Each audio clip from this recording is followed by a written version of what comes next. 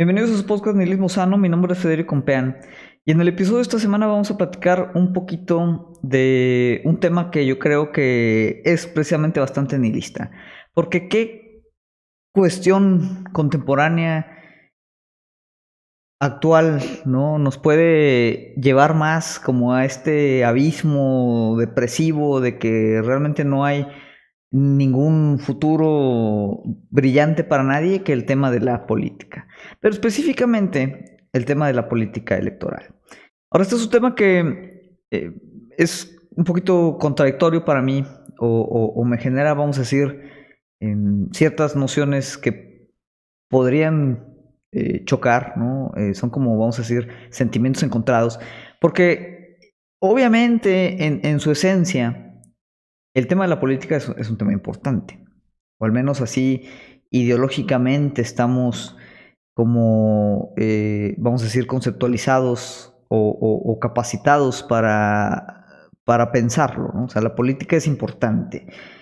El que la política sea importante no significa siempre que estemos como que dispuestos a interactuar con ella o que nos parezca, pues incluso mm, entretenido o que valga la pena hacerlo. Sin embargo, pues hay, y los medios así lo cubren, ¿no? Que son parte también pues, de esta reproducción ideológica del tema, pero pues estamos constantemente bombardeados con la idea de que pues el tema de política es extremadamente esencial y que solo a través de la cuestión electoral, es cada determinado tiempo, dependiendo de dónde vivan, solo a través del ejercicio del voto es como que toda esta cuestión tan importante la podemos llevar a buen término. Esto obviamente es una noción bastante ideológica, bastante ridícula, y precisamente pues es de lo que quiero hablar ahorita, ¿no? Del tema tan ridículo de la política electoral. Y por eso comento que me genera pues un poquito, vamos a decir, sentimientos encontrados, porque al mismo tiempo que es una cuestión que pareciera muy importante, yo creo que es genuinamente de lo menos importante que hay que discutir. Incluso yo tendría el argumento de que hace daño el estar interactuando con este tipo de contenido, con las estupideces que están haciendo los candidatos. O sea, como que incluso el entrar a ese debate, que otra vez es un debate bastante homogéneo, en el que pues día con día todos estamos hablando de eso. Y todos estamos hablando no solo de eso, sino estamos hablando no solo de las mismas cosas, pero de la misma forma. Y en ese sentido me parece que pues algo que incluso deberíamos de ignorar. Ahorita vamos a elaborar un poquito más ese tema. Al menos a nivel particular, ¿no? De cada uno de los candidatos. Sin embargo, al mismo tiempo, y en esa contradicción o paradoja, me parece importante el abordar el tema de por qué es tan ridícula la política electoral, específicamente o entendiendo también las particularidades de la política electoral hoy. ¿No? Porque ahorita, por ejemplo, recientemente ahí en Twitter se generó esta cuenta que es Out of Context Candidatos, donde la pueden buscar y básicamente ahí pues se publican fotos, videos, eh, eh, elementos o momentos fuera de contexto de toda la sarta de candidatos que ahorita están corriendo por un puesto público, ¿no? Y hay obviamente pues una cantidad increíble de cosas que parecen absurdas, que al día de hoy eso sea hacer política.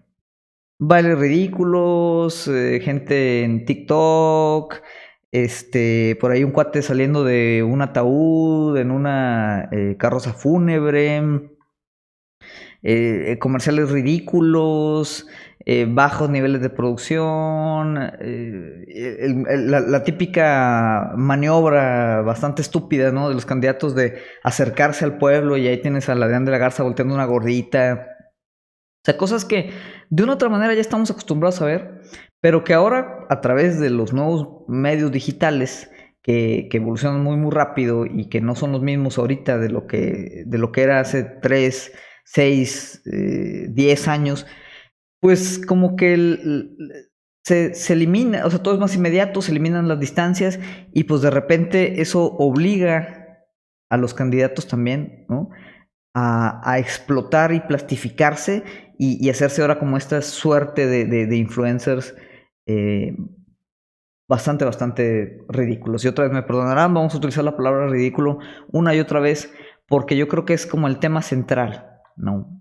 de este ejercicio. Entonces, por un lado, pues tienes como todo este teatro, ¿no? Toda esta simulación, toda esta cuestión como que ya esperada, pero que no deja de causar cierta, no sé si indignación sea la palabra, porque yo creo que ya ni siquiera alcanza a indignar, pero sí cierto descontento. Y otra vez, esto hace corto siempre con la noción que traemos muy impresa de que votar es como el gran valor de ejercicio político que tenemos a nuestra disposición. Entonces, por un lado dices, híjoles, la política es importante, esto es importante, quiero realmente ayudar a que las cosas cambien y vayan hacia un futuro mejor. Y como que la única manera de hacerlo es a través de votar por alguno de estos payasos. Porque ahorita todos los candidatos, con respeto que le pueda deber yo a alguno, pues son eso, son realmente payasos, son bufones, son, en el mejor de los casos, pues personajes, vamos a decir, de entretenimiento. No es casualidad también que estemos ya plagados ahí de actores y celebridades fracasadas que ahora quieran entrar en la política porque su perfil empata muy bien, ¿no? Con el tipo de política que se está haciendo. Entonces, hay como esta contradicción en donde decimos, oye, pues esto es importante, quiero votar, pero no más puedo votar por esta sarta de bufones. Entonces dices, oye, ¿qué hago? O sea, ¿cómo puedo salir? ¿Cómo puedo escapar? ¿Y cómo puedo realmente ejercer política? Y obviamente eso siempre nos lleva al también el típico cálculo como de consecuencia. Decir, bueno, todos son unos payasos, pero al menos, oye, pues no sé, el Samuel García pues es el más chistoso, güey, ¿no? Entonces vamos a votar por ese, porque es el menor de los males, la típica, ¿no? Que esa es una forma en la que poco a poco, históricamente, pues la democracia también, y estos procesos democráticos, ¿no? Entre comillas, pues han ido degenerando. Y otra vez, cuando dices degenerar, pues implicas o se presupone que antes la política tal vez era mucho más seria, mucho más noble, era mucho más real y realmente había una diferencia, había políticos respetables y no sé qué tanto, y simplemente degeneró ese tema. Y no, realmente yo contengo que pues la política electoral siempre ha sido ridícula, simplemente ahorita pues bueno, opera también ciertas condiciones muy modernas, vamos a decir, que hacen que sea más evidente la ridiculez, más evidente el simulacro, más evidente la mentira tal cual. La política electoral, como mucho la realidad que operamos ahorita, es como eso, una especie de gran mentira, que todos sabemos que es mentira, y sin embargo la seguimos operando. Es decir, todos sabemos que es falso, nadie está engañado, pero al mismo tiempo seguimos participando de esa falsedad, de ese engaño, de ese teatro, de esa simulación. Y muchos podrán decir, oye, Fede, bueno, tal vez la estás exagerando, o sea, simplemente, pues es típico, los políticos hacen pues estos ridículos con la idea de conectar más con el electorado, pero hay que ver a sus propuestas y no sé qué chanchos, ¿no? Dice, oye, no, pues que hay muchos chavos que van a votar por primera vez y pues hay que conectar y por eso hay que hacer el TikTok y todo. Y digo, bueno, otra vez, totalmente en desacuerdo. De hecho, yo creo que los jóvenes, ¿no? Son los primeros que se dan cuenta de que este es un elemento ahí falso. Obviamente ellos tienen pues siempre esta esperanza, ¿no? Muy juvenil porque otra vez el aspecto ideológico, es lo que se reproduce, ¿no? Pero tienen esta esperanza de que genuinamente hay algo que pueda cambiar a través del voto. Y no lo hay, ¿no? Incluso aunque votemos por el menos peor. Entonces, el problema no es y eso sí lo quiero dejar muy claro, no es el tema del ridículo. Es decir, a mí no me interesa que simplemente nos revirtamos a una política así como solemne, seria, ¿no? De estos candidatos, estos vejestorios que operaban la parte electoral hace 15, 20 años o incluso más, ¿no? De estos señores respetables con traje y corbata, haciendo retórica muy depurada, ¿no? Al final, tanto en ese tipo de política como en esta, lo principal es que detrás de ese simulacro, detrás de ese teatro, detrás de esa gran mentira simulada, no hay nada. Es decir, el tema de las propuestas y que si la ideología política del candidato, ¿no? Ellos mismos lo aceptan. Ahorita todos los partidos políticos son prácticamente o exactamente iguales. Son como diferentes sabores de refresco, ¿no? O sea, al final te estás echando como que era una bebida con un buen de azúcar, güey. Y te va a dar diabetes como quiera, pero pues puedes elegir, ¿no? Si te la tomas de naranja o de fresa o de ponche o de lo que quieras. Pero es la realidad, ¿no? Y ellos mismos lo dicen, ¿no? O sea, a manera de tratar de justificar que todos los partidos se han hecho homogéneos y si no, no, es que se acabaron las ideologías. Ay, pues su madre, imagínate que realmente se hubieran acabado las ideologías. Cuando un político sale y dice que se acabó la ideología y que por eso hay que votar por el mejor candidato, porque los candidatos, como ya no tienen ideología, simplemente están buscando el bien común, simplemente están reproduciendo la ideología misma de que ya no hay ideologías. Y nunca las ha habido, vamos a decir, explícitamente, en el sentido de que un candidato de derecha, un candidato de izquierda, muchas veces, o al menos en México, es totalmente intercambiable, ¿no? Te vamos a hablar un poquito más a fondo por qué. Y ahora es como que, bueno, ya lo aceptan, ¿no? Y lo aceptan bajo la premisa de que se acabaron las ideologías, cuando realmente están diciendo, sí, o sea, se acabó la pantalla de la ideología, pero la ideología de que me ayudes tú con tu voto a legitimar mi acceso al botín público para enriquecerme y seguir operando, ¿no? Las grandes mafias gubernamentales, estatales y corporativas que operan en este país, esas permanece y es igual e idéntica en todos los diferentes partidos, ¿no? Eso es básicamente lo que están tratando de decir. Eh, Volviendo al tema de eso, que no hay nada, ¿no? Es un vacío y siempre lo ha sido. Simplemente ahora es como que un poquito más evidente. Y en ese sentido dices, bueno, pues ¿cuál es la recomendación? Muchos dirán, oye, pues es que hay que votar. No sirve de nada anular el voto. Anular el voto le ayuda el PRI o a Morena o al PAN o a quien sea tu partido menos predilecto. Ese es siempre como el argumento, ¿no? Es que anular el voto le ayuda a alguien, ¿no? Que normalmente pues no es el candidato de la persona que te está empujando a que vayas a votar.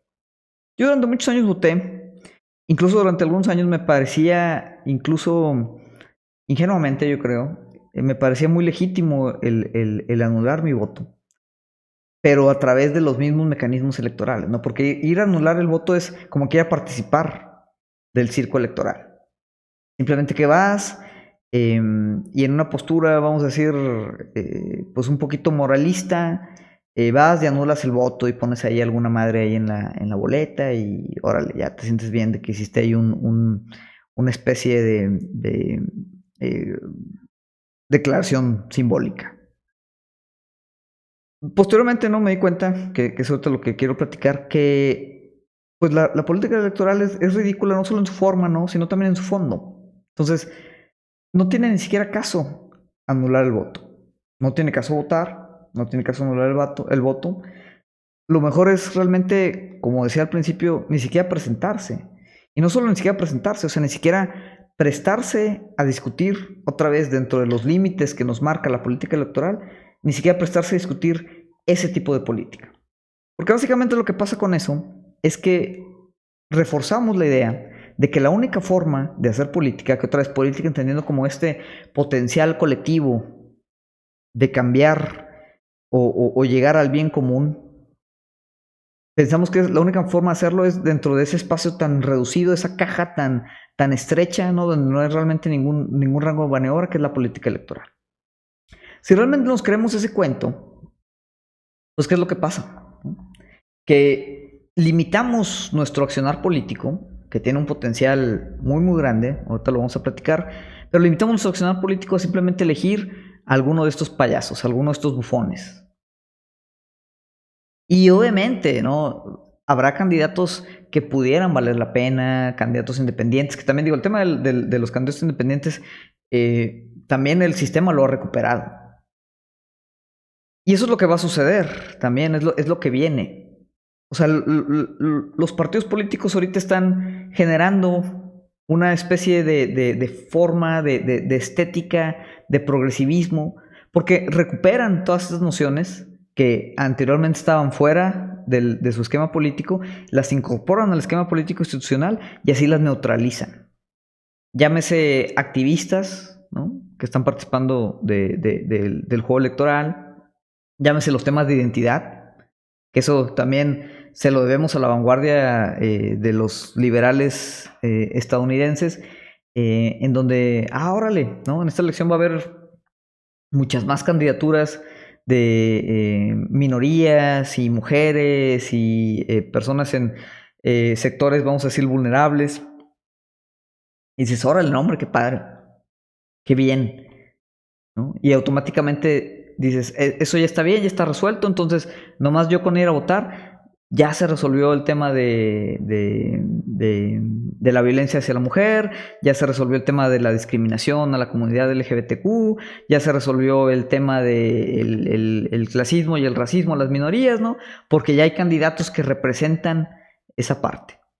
Pero nuevamente, es una recuperación que hace el sistema para neutralizar esa parte, porque la identidad es de las cuestiones que son más fáciles de consumir, que son más fáciles de mercantilizar, que son más fáciles de plasmar ahí como un elemento moralizador, pero que no te garantiza absolutamente que nada va a cambiar en beneficio de precisamente esos sectores marginados.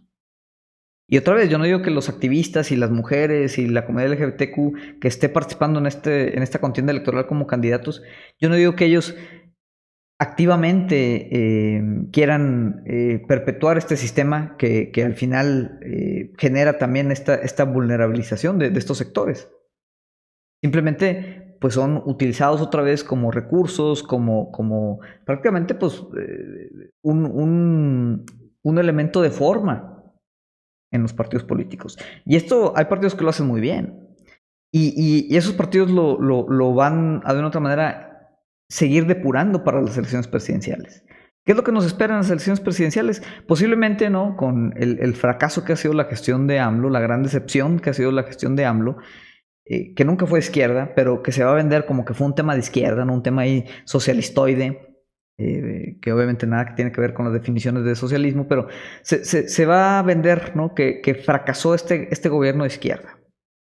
Y en ese sentido van a aparecer figuras reaccionarias de derecha, la energía o la vibra, por ejemplo, del Partido Republicano Gringo.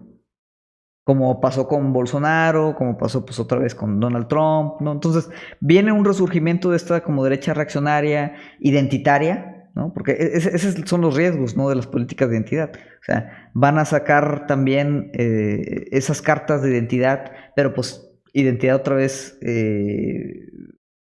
hecha arma para temas de este tipo, ¿no?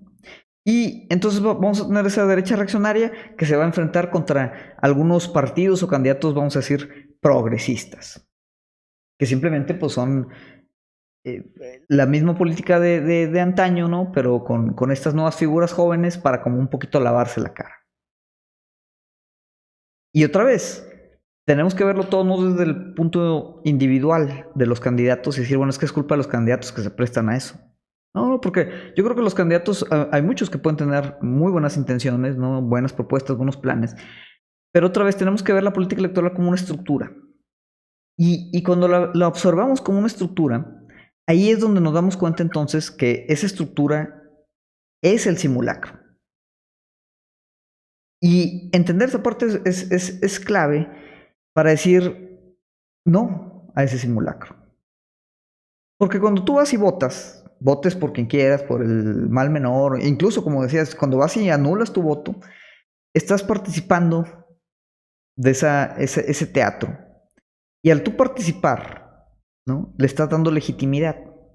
Entonces, básicamente estás diciéndole a los partidos políticos y a todos esos operadores, esos gestores de la política institucional, ¿no?, que es la parte más vacía y más inerte de lo que implica lo político, le estás diciendo, lo que están haciendo, se los estoy comprando y se los voy a seguir comprando. porque no veo otra manera de hacerlo diferente, no veo otra alternativa. La reproducción ideológica de todo esto no me permite operar fuera de los márgenes que ustedes me dan, entonces voy a ir y voy a votar, ¿no?, obedientemente por el candidato que yo creo que es el menos peor, y eso me va a generar como esta especie de interpasividad en el que me voy a liberar ya de mi compromiso político, porque ya deposité mi voto en la urna. Y lo que estamos haciendo ahí es otra vez nada más darle legitimidad a un sistema que lo único que cambia cada que hay elecciones es quién lo está operando, ¿no? O sea, quién lo opera como que directamente. Porque indirectamente, es decir, la estructura en sí, que otra vez, cuando hablamos de estructura hablamos al final de un conjunto de gente, ¿no? Las estructuras no existen por sí solas, pero la estructura en sí no cambia, porque está diseñada para no cambiar. Y la gente que opera la política local, estatal, nacional, son las mismas familias, las mismas instituciones, las mismas empresas privadas, ¿no? Porque también las empresas privadas, obviamente al tener muchos intereses en la parte operativa política, controlan mucho de lo que sucede, ¿no?, tras bambalinas.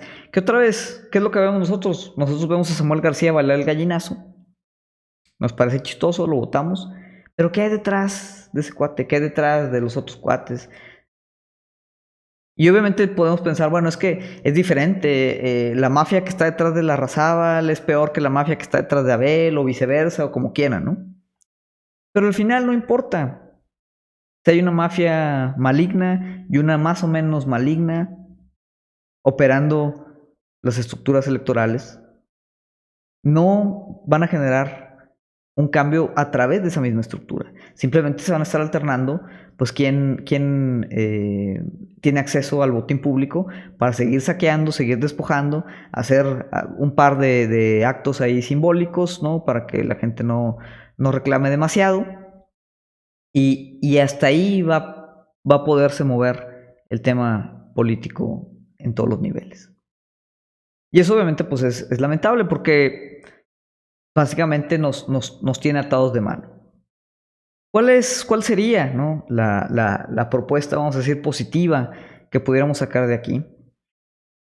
Número uno es sí ser tal vez un poquito cínicos, yo sí recomendaría eso, cuando estemos enfrentándonos a este simulacro, ¿no? O sea, no podemos ser tibios en el sentido de decir, no, bueno, puede que algo bueno salga de... No, o sea, nada bueno va a salir de votar. Nada bueno va a salir de seguir discutiendo estos candidatos. Nada bueno va a salir de tratar de entender por qué estamos en este nivel de putrefacción simbólica tan profunda, donde realmente otra vez es ya tan evidente que este ridículo que estamos viendo no es un ridículo que esté ahí para ocultar algo o que no permita que nos metamos a fondo, simplemente que en el fondo no hay nada. Entonces, eso yo creo que tenemos que ser muy, muy activos en realmente decirlo, entenderlo y pues de una otra manera operarlo. Ese es el primer punto. El segundo punto es, ya con esa realización de que no importa por quién votemos, no vamos a alterar la estructura del poder que se ejerce a través de la política institucional que nosotros simplemente validamos o legitimamos.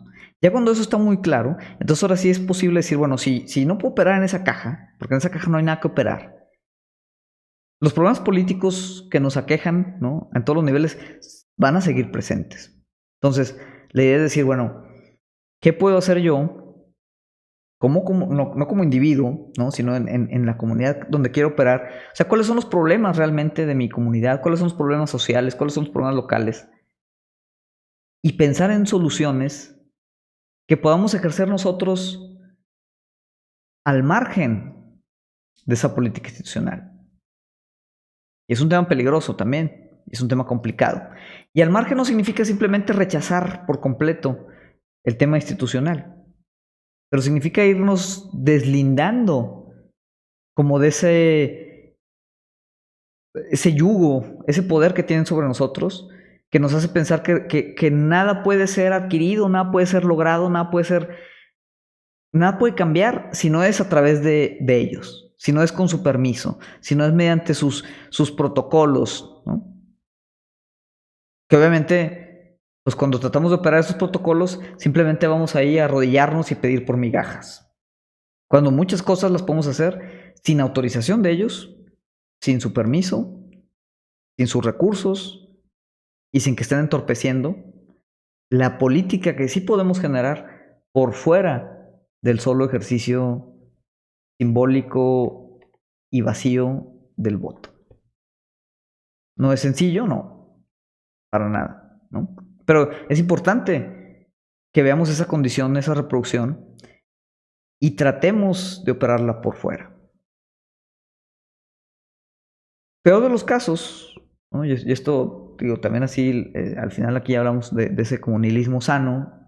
En peor de los casos, como quiera nada va a cambiar. Pero al menos somos conscientes de que hay otras vías y otras posibilidades por donde podemos operar ese cambio. Y no estamos simplemente esperando pues un milagroso cambio de conciencia de las estructuras políticas que nos tienen básicamente en esta posición tan jodida en la que estamos. Entonces,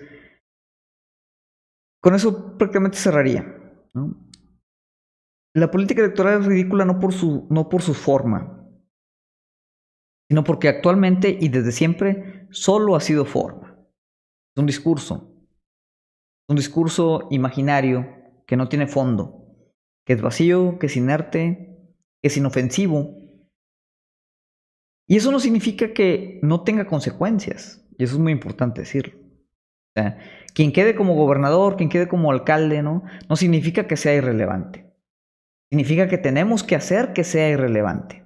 Ahorita no lo es, porque tienen conferido mucho poder que nosotros como población hemos cedido. Y obviamente lo que ellos pueden operar desde esa posición no es mínimo. Sí hay cosas que pueden influir y sí hay cosas que nos pueden dañar. Pero de eso a que busquemos pues quién es el que nos puede hacer menos daño y con eso nos conformemos, no es suficiente. No es para nada suficiente. Y la manera de retomar ese poder que hemos cedido, ¿no? Parte está y se instala en la narrativa que hemos generado y que reproducimos de que la política electoral es importante, de que la política electoral es la única forma de cambiar las cosas y de que sin el permiso de los operadores políticos institucionales no hay nada que podamos hacer. Lo primero es quitarle ese peso a esa narrativa y eso es parte de recuperar ese poder. Y al irlo recuperando, el otro es irlo ejerciendo. Entonces, otra vez no es fácil, pero el primer paso es, como compartía por ahí en una nota hace algunas semanas, hay que decir no al simulacro. No dejemos que el ridículo que están haciendo realmente nos parezca chistoso, porque no es chistoso. Es deprimente. Entonces, ese básicamente es el mensaje que quería compartir con ustedes esta semana. Por favor, déjenos sus comentarios, ¿no? Escríbanos qué opinan. ¿Están correctos? ¿Están de acuerdo? ¿Están en desacuerdo? Como quiera van a votar, como quiera van a consumir los memes de Samuel García. Piensan que tal vez la postura mía es muy radical, que hay otras maneras de hacerlo. Ustedes han anulado su voto, se han abstenido tal vez, ¿no? de ejercerlo. ¿Qué nos espera para las elecciones presidenciales en el siguiente ciclo? ¿Cómo ven la política? Déjenos ahí sus preguntas, sus inquietudes, sus comentarios. Yo creo que es un tema que da para mucho.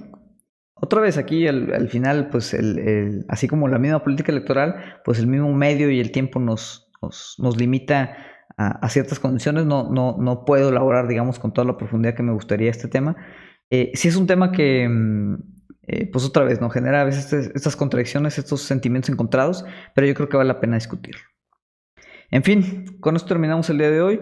Para los que nos escuchan por primera vez, les recordamos que se suscriban tanto en Spotify, en nuestro canal de YouTube, Nihilismo Sano. Estamos también en Facebook y me pueden seguir en mis redes personales, que son en Twitter es Fede Fiesta y Fede Compeán en Instagram, ¿no? También por ahí publicamos algo de contenido y bueno, podemos ahí también participar, colaborar, discutir algunas de estas nociones. Entonces, bueno, con eso me despido. Mi nombre es Federico Compeán y este fue su podcast Nihilismo Sano. Muchas gracias.